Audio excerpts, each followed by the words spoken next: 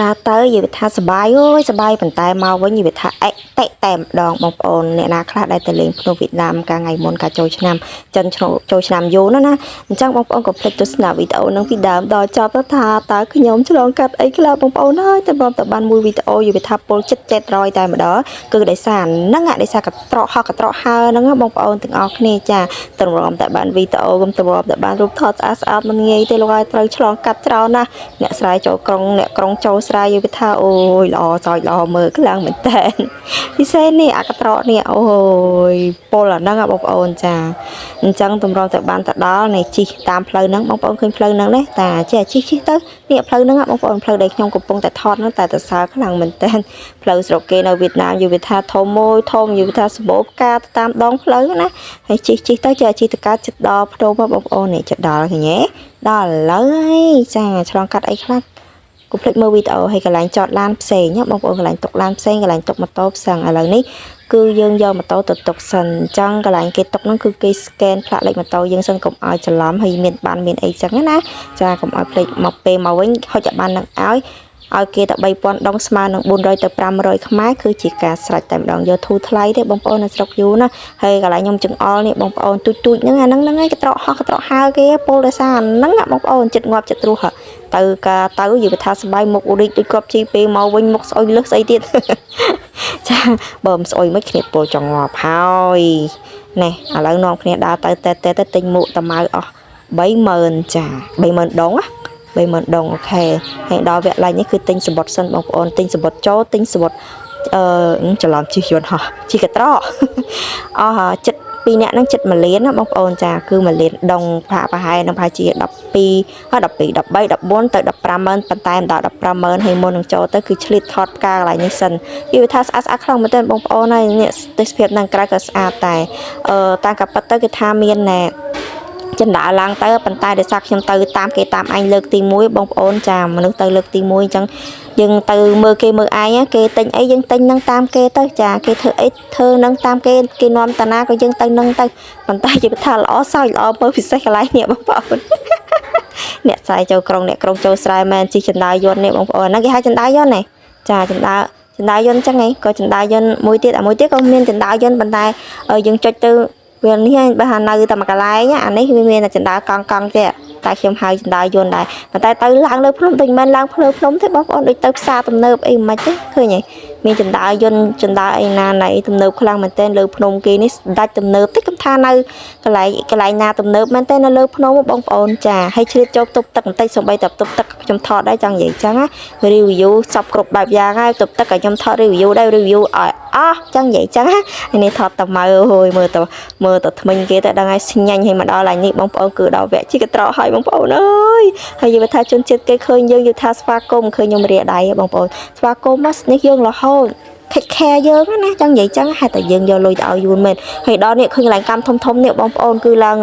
ជិះទៅហើយចាជិះទៅឡើងលើភ្នំបងប្អូនហើយមើលពីលើភ្នំមកមើលទេសភាពឃើញផ្កាឃើញនិយាយថាខៀវស្ងាត់ស្រស់ស្អាតខ្លាំងមែនតើណាបងប្អូនតែអាហ្នឹងលក្ខណៈថានៅអត់តពលនេះរៀងនេះតិចណាជិះតែ2នាក់តាម៉ៅគេជិះមុនមកកត្រកហើយគេជិះគ្នាគេច្រើនណោះមានណាឯងលេងតែ2នាក់យាយតាមើលក្រោមមើលឆ្វេងមើលស្ដាំមើលលើមើលក្រោមអើយនិយាយថាអត់មានភ័យទេបងប្អូនអត់ភ័យតែគាត់ថាវាពលមើលដែរពលបាចាអ្នកដែលជិះឡានបានជិះកត្រកនឹងដូចគ្នាហើយជិះមិនយូរទេប្រហែលជា15នាទីដល់ហើយចា15ទៅ15មក15ប៉ុន្តែនៅតែពលបងប្អូនហើយយើងមើលទៅលើអ្នកជិះដល់កន្លែងចុះអាប់បងប្អូនហើយអាឃើញកន្លែងនេះរត់លឿនបងប្អូននេះរត់លឿនបានន័យថាចិត្តដល់នេះចាំមើលដល់ពេលដល់គេបើកទ្វារឲ្យយើងគេស្វាគមន៍យើងហ្មងនិយាយថាតាមខិតខែយើងមែនតែនត្មងជួយចិត្តវៀតណាមបកាយយកចិត្តយើងណានេះឡើងដល់លើបងប្អូនភ្នំលើបន្ទាប់ណាចាំយើងជិះចណ្ដើរឡើងទៅតទៀតចាឡើងទៅតទៀតឡើងឲ្យឡើងតិចឡើងតិចចុះតិចឡើងតិចចុះឲ្យទឹកចណ្ដើរយន្តឲ្យឡើងមកដល់លើឃើញមានជែកឃើញមានដងគេបិទស៊ីកឃើញយល់ថាខ្ជូតហ្នឹងទៅប្រមាណអ្នកប្រមាណក្រុមនឹងឯងចាឲ្យថតពីលើមកនេះឃើញមានពពកហើយឃើញមានកត្រកហោះកត្រកហើអីនេះអូហូយនិយាយមែនបើសិនថត3យប់3ថ្ងៃកុំអស់ដែរកន្លែងគេស្អាតខ្លាំងមែនតើហ្នឹងខ្ញុំ review ភាគ1ណាចាំមើលភាគ2ទៀតហើយនៅក្នុងវីដេអូហ្នឹងខ្ញុំ review ប្រាប់អស់ចាំមើលភាគ2កន្លែងគេស្អាតខ្លាំងមែនតើនេះថតពីអ្នកតាម៉ៅនិយាយថាកាមេរ៉ា iPhone គេមិនសូវបានថតទេ ថតទៅ Oppo អូននិយាយមែនទូរស័ព្ទអ្នកណាគេដូចនេះឲ្យតែថត iPhone ផ្ញើមក Oppo គឺមើលមិនច្បាស់តែហ្មងអាវីដេអូ iPhone ណាវីដេអូ iPhone ថតមើលច្បាស់ទេមិនដឹងវាល្មិចអញ្ចឹងខ្ញុំយកវីដេអូ iPhone ខ្ញុំតែហ្មងនេះមនុស្សច្រើនណាស់បងប្អូនអូយចូលទៅលេងកន្លែងទឹកកន្លែងញើសស្អាតណាស់ណាអូយអញ្ចឹងនៅ5យប់5ថ្ងៃនៅថតមាននៅធ្វើអីទេនៅថតថតទុកមើលលេងទុកជាអនុស្សាវរីយ៍សៅម៉ៅពេលដែលយើងទៅលេងស្រុកគេអីអញ្ចឹងណាកម្រណាកម្របានទៅស្រុកគេងាយណាគម្រោងទៅ70-80ឆ្នាំហើយតែបានទៅនឹងតើបើមិនថតមិនបើមិនចង់នៅថត3យប់3ថ្ងៃ10យប់10ថ្ងៃអាម៉េចណាហើយនេះថតមើលពីលើនោះឃើញមនុស្សនៅក្រៅតិចខ្ញុំចុះទៅក្រោមទៀតបងប្អូនចាចុះទៅក្រោមទៀតមនុស្សកាន់តែច្រើនទេសភាពកាន់តែស្អាតទៀតបងប្អូនតែចាំមើលភាគ2ចាភាគ1ខ្ញុំចិត្តបិទឥឡូវឯងចាំរងចាំទស្សនាមើលភាគ2ហើយឡើងទឹកធ្លាក់ពីលើនេះគេធ្វើទឹកធ្លាក់ជាបងប្អូនអូតិចស្រែតមកហើយការខ្ញុំទៅយល់ថាហេងហេងមេឃសតុំជាល្អមែនតើណាបងប្អូនចានេះ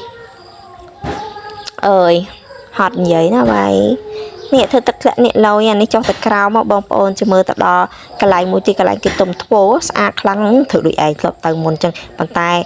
អ្នកដែលធ្លាប់ទៅមុនគាត់ប្រាប់ថាកន្លែងនេះគេទុំតែធ្វើចាំមើលទៅជឿស្អាតណាដូចចូលទៅកន្លែងនេះចឹងតែចាំមើលសិនមិនតនេះទេឥឡូវថតកន្លែងទឹកធ្លាក់នេះសិននេះឡើងតិចថ្ងៃនោះមេឃក៏តិចហើយគេធ្វើឲ្យទឹកមកអញ្ចឹងទេវាកាន់តែតិចទៀតត្មងឃើញឃើញស្អាតទេមើលពីលើអញ្ចឹងនោះមានអ្នកនៅក្រោមទៅខ្ញុំទៅចុះទៅជន់ក្រោមបងប្អូនតោះចាំតែមើលជន់ក្រោមទាំងអស់គ្នាហើយកន្លែងនេះដល់កន្លែងវគ្គខោអាវកុំថានៅណានៅលើភ្នំគេលក់ខោអាវលើភ្នំឥឡូវចូលទិញអីហូបសិនចាហូបឲ្យហើយមានកម្លាំងចាំទៅមើលបន្តប៉ុន្តែខ្ញុំបានហូបនឹងអត់ហ៊ានហូបឲ្យខ្លាចក្អួតប៉ុន្តែចុងក្រោយមកផ្ទះវិញតែក្អួតអូខេបាយចាំមើលភាគ2បន្តទៀត